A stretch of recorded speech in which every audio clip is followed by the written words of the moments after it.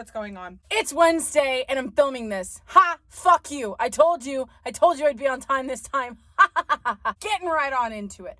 Wednesday, the 5th. I watched Turning Red. First and foremost, I hated the animation. I did not like it. The movie was not for me. I liked the message. Really liked the girl.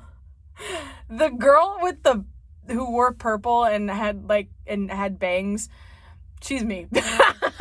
I like that it is a story garnered towards preteen girls and them being comfortable in their own skin. I thought it was okay.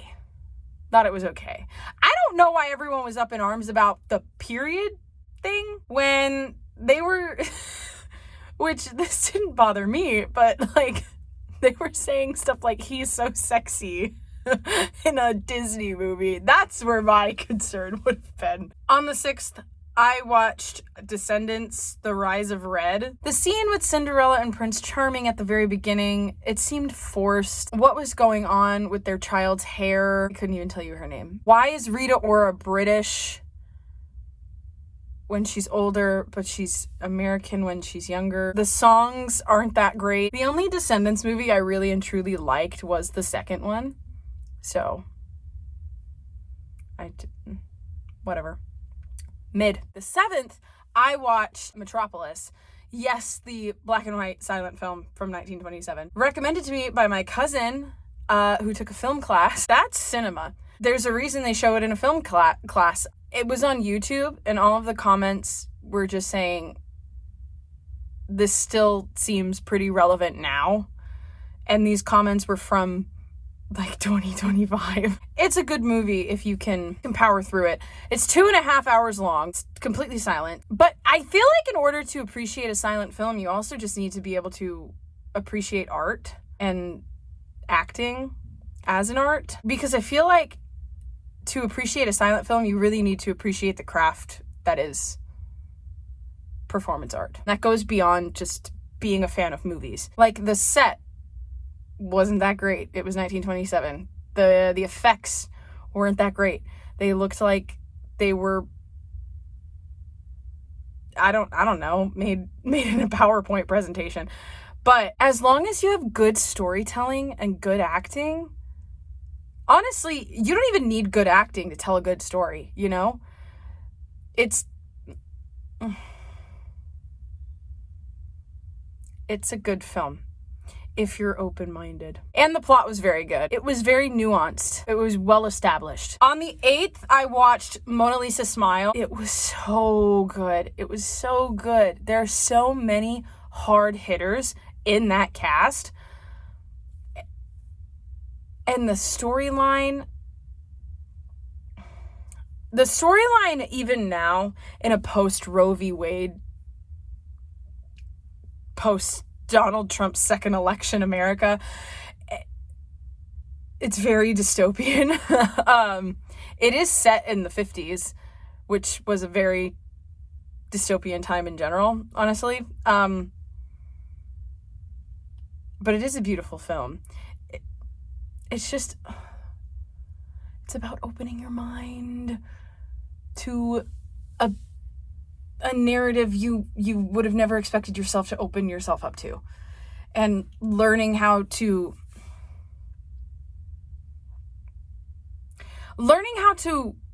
appreciate and process information in a different way than you're used to. And it's also about friendship. And I love a movie about friendship. It's really special to me. Loved Mona Lisa Smile. Loved it. Beautiful. The 9th, 10th, and 11th, I watched Star Wars. Episode 1, 2, and 3. Episode 1, we could have done with a little less fighting. I have a very unpopular opinion. I love Jar Jar Binks. I always have. I think he's just a silly guy. He's just full of whimsy. Is he annoying? Yes. So is almost everyone else. It was giving you backstory. I respect it. I respect 2.5 hours of backstory. Attack of the Clones had a far better time. Attack of the Clones was, obviously I know that Anakin ends up becoming Darth Vader. Yes, I know that. But in Attack of the Clones, I was really like, how? Oh my God. In Attack of the Clones, I was just like, how? He's so radical in the complete opposite direction of whatever the Sith are.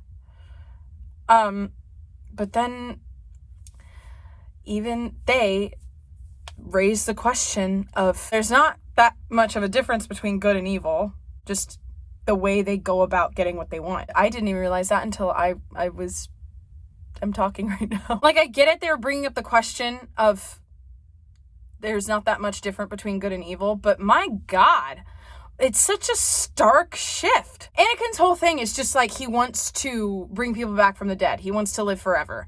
That is always like whatever the side of evil wants, which I personally don't understand how that's evil. It might be selfish, but I don't know why it's evil. How is he gonna turn into Darth fucking Vader over this shit? And then the third movie started, and even watching the third movie, it was so abrupt, and it, like, I know he was scared of Padme dying, but turning into like a dictator and damn near killing her yourself? Stark, man. That's crazy. And Obi-Wan should have finished the job. Sorry, King. Love ya. I love Obi-Wan, okay? Call me annoying. Call me annoying. I said I like Obi-Wan and I said I like Jar Jar. Fucking sue me. In my opinion, they just got better. All three of them. Do I understand what the hype is about? No, I wouldn't say so. I didn't understand what the hype was about after watching the original three. I don't see what the hype is about, but I do understand why there is a following. I understand why there's a following behind Star Wars more than I understand why there's a following behind Marvel, okay? That's what I'll say. And that's that. That's my movies. Yay! Moving on. My albums. On the 5th, I listened to the Wicked movie soundtrack. Shockingly, I've never even listened to Wicked. Here's my thing. I say this about a lot of musicals. I don't like, and yes, I know Wicked is not a Golden Age musical, before I get into this. I never like Golden Age musicals until they get a revival where the soundtrack is re-recorded in a better studio. Because when Golden Age musicals were recorded back in the 60s and the 70s, they sounded like shit, and they sounded empty, and they sounded tinny and just very corporate and gross. So when they're made in new studios that add character and life to them, I get excited and I listen to them, and I inevitably like that more. And that happened with Wicked, because there's also such a stark difference in the difference of, there's different standards for being good on Broadway / in a musical now. Because there are a lot of greats on Broadway, or like legends of Broadway, that I genuinely, I'm like, how did that happen? Because they can act? Because some of these Golden Age legends who sing, I don't get it. I don't get what the appeal ever was. Because some of them sound fucking crazy and like shit, to be honest. And then you have the new sound of Broadway, like Ava Noblezada and literally any Elphaba in the past few years, and Renee Rapp and Erica Henningsen. Like that's the kind of singing I want to hear, okay? And that's the kind of singing that's in Wicked. No shade. No tea, no shade against Idina Menzel or Kristen Chenoweth. It's just, there's something so this generation about Cynthia Erivo and Ariana Grande that just makes it more enjoyable. And the orchestra sounds better together. It's edited and mixed so much better because of new technology. I liked it. On the 6th, I listened to 5 Sauce 5. Here's the thing with 5 Seconds of Summer. I was a girly who listened to the debut album in 2014. That's a very specific group of people. And then I never listened to anything ever again. That's not true. I listened to Sounds Good, Feels Good, and I fucking hated it. And then I fell off their bandwagon. And then a few years ago, I listened to all their new stuff. I listened to Youngblood, and I listened to Calm. I loved Calm. Calm was so good. And so I was like, let me listen to 5 Sauce 5 because they had like just come out with it. I liked like 3 songs on an hour-long album. That's not good. Particularly, Take My Hand. If you know, you know. On the 7th, I listened to American Beauty, American Psycho. I liked one song, and it was Novocaine. On the 8th, I listened to Build a Problem by Dodie Clark. I just love when people can sing. I love when people write their own music and they can fucking sing. And she also, luckily, knows how to fucking construct a song. This is what I was saying with Evanescence. When you get real musicians making good fucking music, like,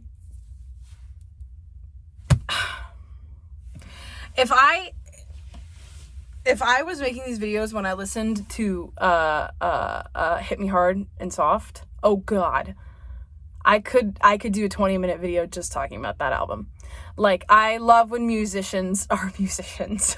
It's so, there's nothing more beautiful than just musicians fucking around. Rainbow, for Tequila Problem. 2 best songs. On the 9th and the 10th, I listened to a thing called Binary Data, Volume 1 and Volume 2.